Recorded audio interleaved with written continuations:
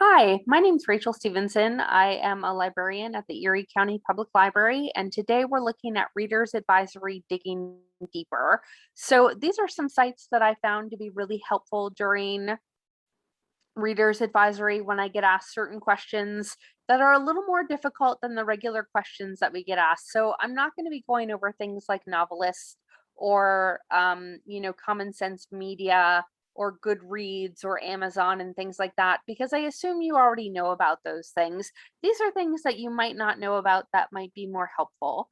So one of the questions I get asked a lot is this book appropriate for my teen? Or does this book use the Lord's name in vain, or is it violent and things like that? And of course, I haven't read all the books in my library, so I don't know. There will be a handout available for all of you that's going to have all of these sites on it, so you can just listen and watch along so you don't have to worry about taking down all of the sites. The first one I want to show you is allreaders.com, and this is great for graphic violence and things like that. My favorite one to use when I show off this website is Kiss the Girls by James Patterson. And so we can see all the different books that are by Kiss the Girls. We can see that there's the movie and everything. So we're going to click on the first one here, Kiss the Girls by James Patterson. And it gives us a little synopsis, and then we have to click a little more to read the rest of the review. And as we scroll down, we'll get the rest of that. And the real meat and potatoes here is when you go all the way down to this plot and themes. So description of violence and chases take up 22.7% of this book. Puzzles, debates, motives, 33.6%. Feelings, relationships, and you can see there, so you can figure that out. Tone of the story is suspenseful, described as sophisticated fear. You can see the time area. You can see miscellaneous murder plotlets that are used in here. They describe this as an adult book or a young adult book. There are any non-mystery subplots. It's a crime thriller. Is the main character an evil criminal? The answer is yes. And you go down, and is the killer unknown? So you find out that. You find out the setting, the main character information, the writing style. So accounts of torture and death, very gory references to death, dead bodies, and torture. Explicit sex, that's another question we get asked about a lot. And you can see it says yes. What kind of sex? And it tells you all about the sex that's happening, including rape and bestiality. And they talk about unusual forms of death and amount of dialogue and everything like that. And then they tell you other books that are similar in storylines to this. So I think it's really nice that you just get this really nice writing style referenced right here, so that you can see what you have and what you don't have, and you can let people know whether it's gory or whether it's not gory. The next one we're going to look at is more for movies and TV. So we're going to look at IMDb, and let's look up Death at a Funeral. And we'll do the Chris Rock version from 2010. And this is kind of hidden in here. I know most of you know about IMDb, but if you go in to all topics, you can see Parents Guide. So it's kind of hidden in there in that all topics area. And you see the Parents Guide. And this gives you a really nice information. So there are 56 items that they think that you need to know about. So there's sex and nudity 22 times, violence and gore 21 times, 3 times that they use profanity, drugs and alcohol 7 times. You can see the reason why it's rated R. You can see what it's rated as in other countries as well. And it explains to you all the areas in sex and nudity. They describe them as mild. Violence and gore described as mild by most people, and it tells you all of the times that they happen and what they happen in. Profanity, you can see that there are 43 F words and 8 sexual references. And the one that I think is really important is the religious profanities and the religious exclamations, because I personally have a particular patron who doesn't like it when there are religious profanities. And so I have to be able to find information for her, or find movies for her that don't use them. And so this is really helpful because we can look this up together and we can decide whether or not she should check out this movie. It does talk about the drugs and alcohol and the frightening and intense scenes and stuff like that. And if there are any spoilers, it'll let you know. So that's a really nice way to sort of get together and know what's happening and where it's happening. It even goes down into name calling, like fathead, stupid, imbecile, Hulk, Mr. Tupac, Mr. Blackpage, cheap, poser, cry, baby, pompous, little man, Hulk, and Jezebel. And so you can see that it really gets down into there and also talks about stereotypical references and everything like that. So you can really decide, you can help your patrons decide what they really want to watch and find and everything like that. So those are my 2 go-tos for sort of criteria in is it violent, is there profanity, graphic sex, things like that. So that's what I use for those 2 things. And now we're going to move on to a couple of crime websites. So one of my favorites, and please just disregard how ugly this website is, because it's a great website, it's just not attractive. And it's called Stop You're Killing Me. And it really is stopyourkillingme.com. And one of the great things is, first off, all of your award winners are listed immediately. Up here, you can see in alphabetical order who's won what for the year. And you can click on this and you can see who has won the latest Agatha Awards in 2020. It gives you all the nominees. It also gives you the winner. And I think that's really nice because it's all in one place and you don't have to search a bunch of different places to find all the winners of these different programs. And you can see that it goes back to 1988.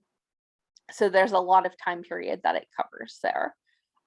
You can go through and look by author. So if somebody says, I remember that the author's last name began with a B, you can go through and you can search this way and you can say, oh, it was those Grimm fairy tales by PJ or Paula Braxton. And you can click on that and you can find the books that she wrote that were written as mysteries. And then down here is her which books that are not actually mysteries. So it does even give you sort of more information about the author than just her mystery series. Maybe instead you remember a character's name, and I remember that a name begins with P, and I look down the list because it's alphabetical by last name. And I think, oh, who was that woman that she married that guy, and they went to Egypt together all the time. And I can keep scrolling down until I get to Amelia Peabody, who's a Victorian feminist Egyptologist from Kent, England, by Elizabeth Peters. And I can see all of the Elizabeth Peabody series. And then I can also see some other things that Elizabeth Peters wrote that are other murder mysteries by other with other characters. So that's always nice.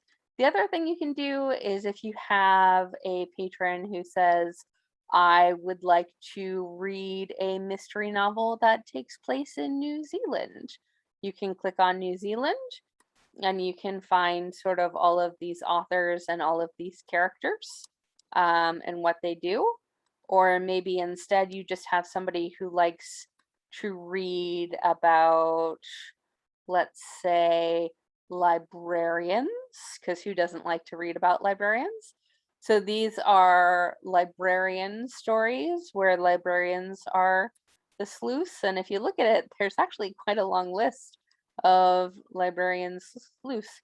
Ooh, this looks interesting. Sally Wright, Ben Reese, 1960s University archivist in Ohio. Maybe they like a time period.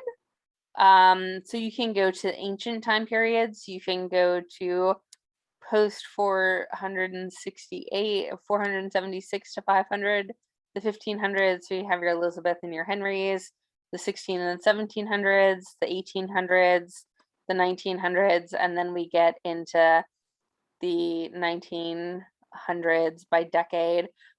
You can see lacking here are the 2000s. And so that's something where they don't have. Maybe somebody is trying to read a more diverse character.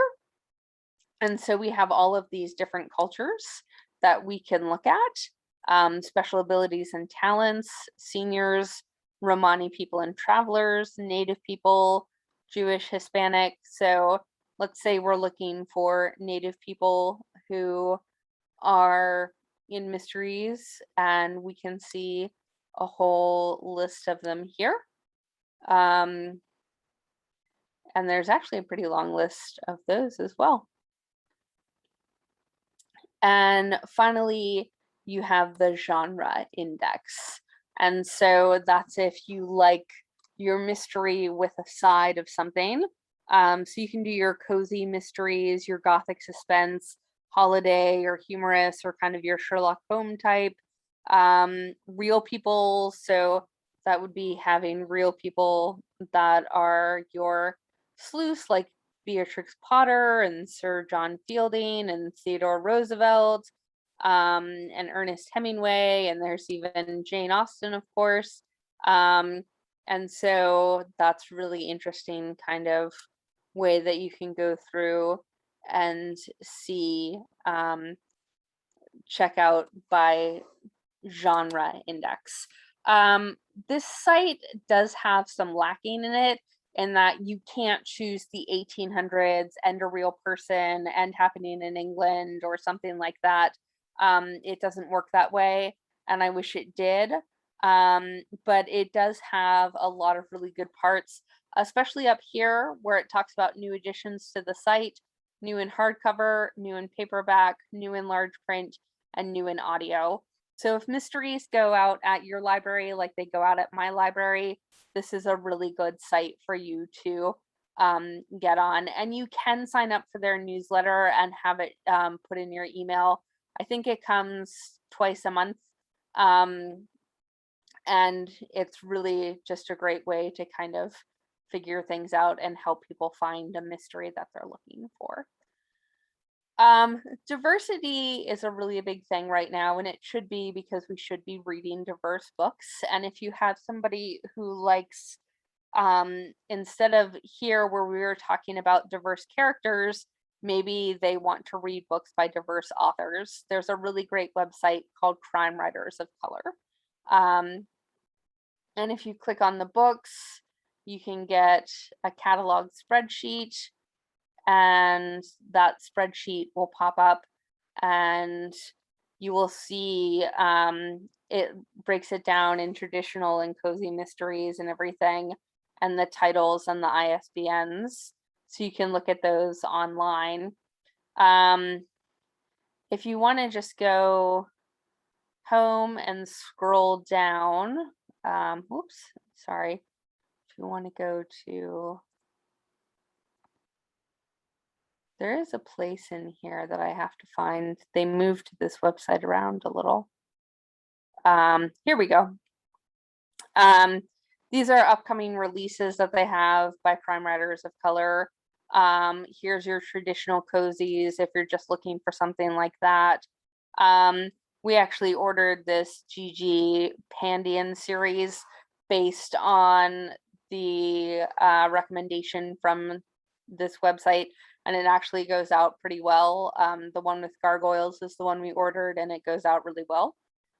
Suspense and thrillers, police procedurals, hard-boiled private eye and noir, historical mysteries, paranormal mysteries, anthologies, short stories. There's even nonfiction on here, and Black, African American, Asian, South Asian, Asian American, and Pacific Islander, Latina or Latino, and Indigenous and Native, and then underrepresented cultures and ethnic minorities. So that's a really good way that you can just sort of slide through and see what's happening. And maybe I'm interested in murder on the Parador, and it'll take me to the book details, and I can learn more about that and where I can buy it and everything like that. So this is a good website, especially if you're in collection development as well as doing reader's advisory, to find out information from. The next one I want to go through is a newsletter that I subscribe to called Crime Reads, and they provide some really interesting things like this article, The 19th Century Women Who Wrote Weird Stories and Refused to be Pigeonholed by a Genre. And so this is a collection of horror and supernatural stories from some of the era's best storytellers, and it's called Weird Women, and we actually have this book at our library. And it's talking about people that you probably have never heard of before. But you know, you get to find out things like Rhoda Broughton was a popular author during her lifetime whose sharp tongue was said to have intimidated Oscar Wilde. So you can find out a lot of really great things here. You can go in through true crime, you can look in to genres. There's also features, there's essays, interviews, reading lists, and new nonfiction for those people who like crime nonfiction, TV, film, podcasts, and stuff like that, in case you also recommend those to your patrons. And then it has kind of a sister site called Literary Hub, and it has a bunch of different articles about literature and stuff like that. So this is another good website to go to. I do find myself going more to Crime Reads than I do to Literary Hub, though. The other option that you could use is Your Next Read. So just say somebody says, I need something new, what can I do? This one will take you to Goodreads, it'll take you to Amazon bestsellers, it'll take you to Excuse My Reading, which is an Instagram account of influencers. The most recommended books. So this is a glimpse at their history, and then 100 books to read in a lifetime. And so we actually had a patron ask us for this list, and she read all of these books during the pandemic. She would get each one. She read one a week for 100 days. It was pretty impressive. But that's something you can look at if they're into more popular items, and you're looking for something like that. This one is pretty cool. It's called Which Book? And first off, we can look at books by mood and emotion. So let's say we're looking to read something that's really, really happy. And these are the books that are really, really happy. And let's say we're looking to read something really, really sad. And these are books that are really, really sad. But let's say we want them to be a funny sad. And so these are funny sad books. So you can go through and you can see all of the different ways that you can choose: optimistic, bleak, conventional, unusual, short, long, no sexual content, explicit sexual content, gentle, violent, easy, demanding. So you have all of these choices that you can look at and read all of the books. And it's just sort of fun to play with it and see what you can find as you search down. They also have a map of books from the world. So let's say that I am interested in reading something from the Middle East, and I want to read something that is written by somebody that takes place in Iraq or was written by somebody in Iraq. And here are my options.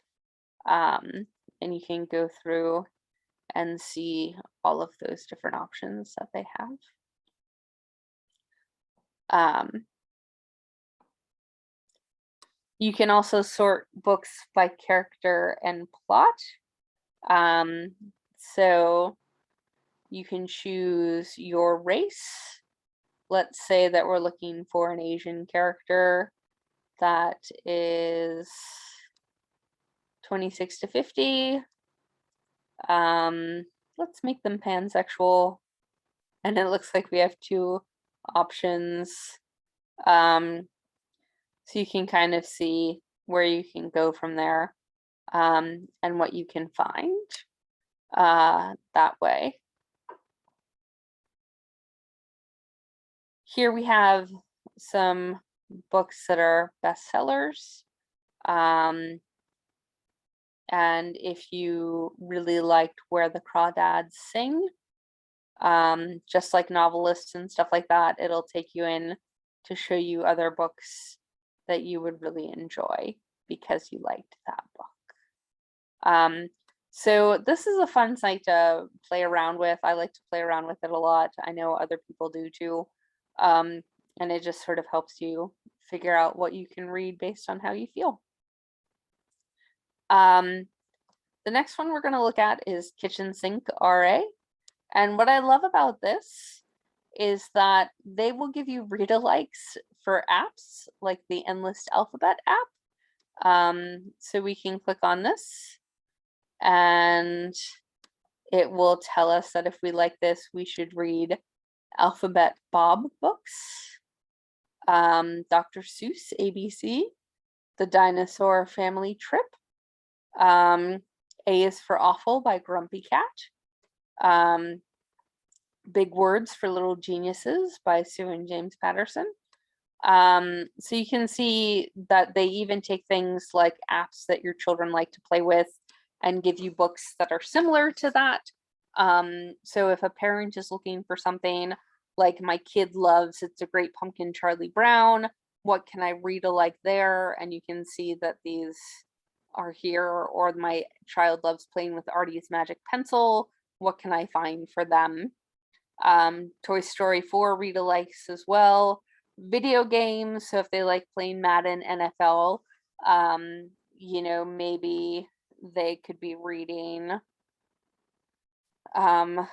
Football Hero, or The Day Roy Regals Ran the Wrong Way, Roller Girl by Victoria Jamieson, and Booked and Shred Girls and stuff like that. So you can see there are a lot of options, and you can click on TV shows, and you can find TV shows and stuff like that, that people could find and really enjoy. So I think that's a nice combination of things where you can see you can do video games, TV shows, trends, movies, apps, and stuff like that. So Kitchen Sink RA really does have everything in the kitchen sink. This one here is TV Tropes. And so if you click on TV Tropes, it'll tell you what a trope is and give you sort of things that you need to know, and genre tropes and media tropes and blah, blah, blah, blah, blah. But what I really like is if I click on media, and they have all these works by medium. And what I'm going to do is I'm going to look at fairy tales. And so it explains to you what a fairy tale is, and the Once Upon a Time, and certain fairy tales that are really, you know, ones that people know very well. It gives you a list of conductors and compilers of fairy tales. So if somebody is looking for something different, maybe they're not familiar with Russian fairy tales, and they can go through and look at these.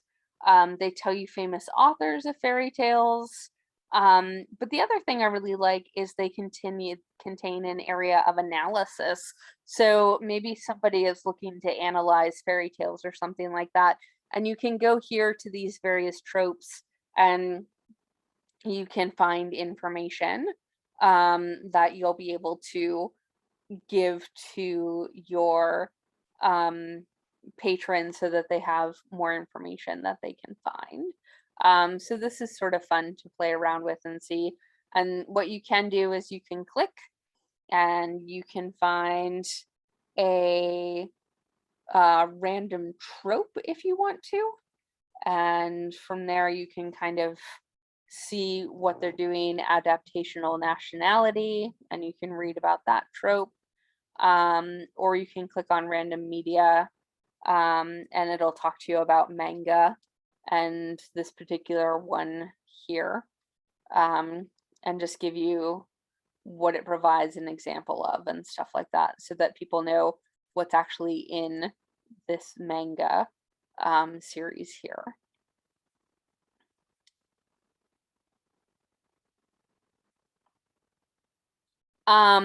Book browse is good for nonfiction.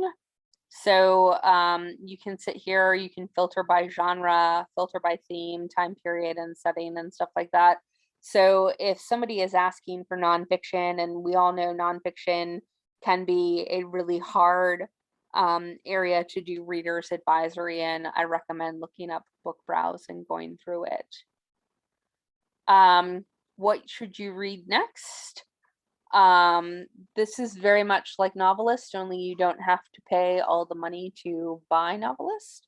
I could choose Seeing Me Naked by Liza Palmer, and we're going to click on that. And then you can see these are all of the other books that I should check out because I really like the book Seeing Me Naked by Liza Palmer. And it is actually kind of accurate because Little White Lies, when I was reading Liza Palmer, Little White Lies was one of my favorite books, and Stupid and Contagious was as well. And Mary Kay Andrews. So it is kind of amazing how accurate this particular website is at picking out items for people. Okay. The next website we're going to look at is Books Discover New Books. So this is kind of a different way to look at it. So one of my favorite writers is Jane Austen. One of my favorite writers is Allison Lane. One of my favorite writers is Liza Palmer. So I'm going to continue. Oh,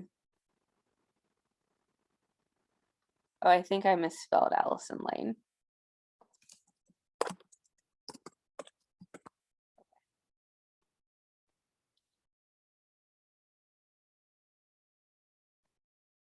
So basically, based on my choices, this is who I should read. And if I don't know about that, I can click that and it'll give me somebody else, or it'll give me somebody else and I can finally say, hey, I like that. And Mary Chase, let's say I like her, and I don't know about Elizabeth Fairchild, and I don't like R.A. Dick, but I do like Carla Kelly. And you just keep going through this. And eventually it'll give you kind of this profile that you can go through and you can sign up and create a rating and everything like that. So that's another way to get new books. This is the literature map. So we will try Charles Dickens, and I should spell Dickens correctly. And so basically if I like Charles Dickens, these are the other people that I should like based on that. And you have your little map, and you can kind of scroll up and down from there. It's an interesting way to kind of look at who you would like, and you can see Charles Dickens is in the middle, and the closer they are, the more you would like them, and the more spread out, the less you would like them. And so I always find this very kind of interesting. Also look at other libraries to see what they have. This is a YA readers advisory list. So if you're looking for chick lit or dystopian fiction, ghost, horror books, human experimentation, teens, a science project, music, novels and verse, paranormal romance, Prince Award, Rainbow Reads, realistic fiction, steampunk, vampires, biographies, autobiographies, and zombies. So let's just click on one of these to see what it's like, and we'll go through maybe. And here are where they're located, their call number, and the title, so you can kind of check them out and see if your library has them as well. The last one that I'm going to do is more along the lines for help for people who are writing, because we always know that our patrons love to write and they love to read. So LitHub, which we talked about earlier when we were talking about crime reads, also has a craft of writing newsletter that you can sign up for. And they have different articles on, finding new inspiration, and where like writing yourself out of a rut, overcoming writer's block by helping another author and stuff like that. And this comes in your mailbox, and you can, figure out ways to refocus the mind, for patrons who have writer's block, and they tackle a different issue in every different newsletter that they have, and it can be really helpful. And so I hope you enjoyed these websites on digging deeper. That is the end of my presentation, and we can happily talk and chat.